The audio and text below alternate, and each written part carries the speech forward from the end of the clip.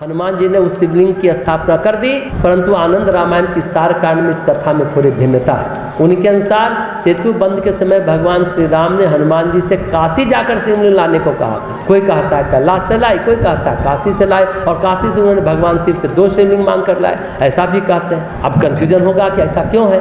तब रामायण तो सतकोटि अपारा है, सभी कल्पों में कहा गया, तो हजारों रामायण है, लाखों कल्प बीत चुके हैं, तो कल्पांत भेद होता है, इसलिए कई कहानियां, इसलिए कोई कंफ्यूज मत होइए, सब सही है। हर एक कल्प में थोड़ा सा अंतर होता होगा। हो सकता है काशी से एक कल्प में मंगाया हो, एक कल्प में कैलाश से मंगाया हो, हिमालय पर्वत से आया हो, कभी नर्मदा तट से आया होगा, ये भी हो सकता है, नर्मदेश्वर शिवलिंग, कुछ भी हो सकता है। तो कहने का अर्थ ये है कि इसमें हमें कंफ्यूज नहीं होना है। काशी से जो 2 शिवलिंग आया, अब रामायण सतकोटि अपारा हमने कहा आपको, थोड़ा भेद तो होगा ही ना होगा कल्प भेद के कारण। तो बालू के शिवलिंग की स्थापना का समाचार पवन पुत्र को पहले ही मिल चुका था। हनुमान जी ने भगवान राम से पूछा कि मैं शिवलिंग का क्या करूं, तो उन्होंने कहा तुम मेरे बालू वाले शिवलिंग को पूंछ में लपेट कर उखाड़ दो, और तुम्हारे द्वारा काशी से लाया हुआ शिवलिंग की स्थापना फिर मैं कर दूंगा। बालू वाले शिवलिंग पर पूंछ को लपेट कर जोर से हिलाया, और अनेक बार हिलाने पर भी वह टस से मस नहीं हुआ बालू का शिवलिंग। तब हनुमान जी ने पूरी शक्ति लगाई, उसे खींचा।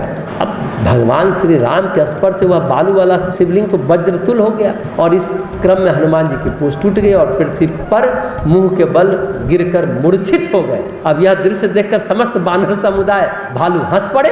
कुछ क्षणों के बाद उनकी मूर्छा दूर हुई। इसके साथ ही राम भक्त हनुमान का क्रोध भी नष्ट हो गया था, डिप्रेशन भी चला गया कि हम शिवलिंग लाए, अब मेरे शिवलिंग की स्थापना में मूर्छा टूटी तो क्रोध भी खत्म हो गया। फिर वे अत्यंत विनम्र पूर्वक प्रभु की स्तुति करते हुए कहते हैं, कृपा सिंधु रघुनाथ, मेरे द्वारा जो यह अपराध हुआ उसे आप क्षमा करें कि मैं आपके द्वारा स्थापित शिवलिंग को हटाने की कोशिश कर रहा, आप इस अपराध को क्षमा करें। भगवान श्री राम ने कहा, क्या कहा कि तुम अपने द्वारा लाए हुए शिवलिंग की स्थापना मेरे द्वारा स्थापित शिवलिंग के उत्तर में कर, यह हनुमदीश्वर शिवलिंग कहलाएगा, और मैं तुम्हें वरदान देता हूँ कि तुम्हारे द्वारा स्थापित यह शिवलिंग की पूजा किए बिना सेतुबंध रामेश्वर की जो पूजा करेगी, वह जो पूजा करेंगे वो पूजा व्यर्थ हो जाए। तो जब भी आप रामेश्वरम जाइए तो सबसे पहले हनुमदीश्वर शिवलिंग की पूजा करिए, फिर भगवान राम द्वारा स्थापित शिवलिंग रामेश्वरम की पूजा करिए, तब आना। ये बातें आनंद रामायण के सार कांड का 143 और 144 श्लोक में।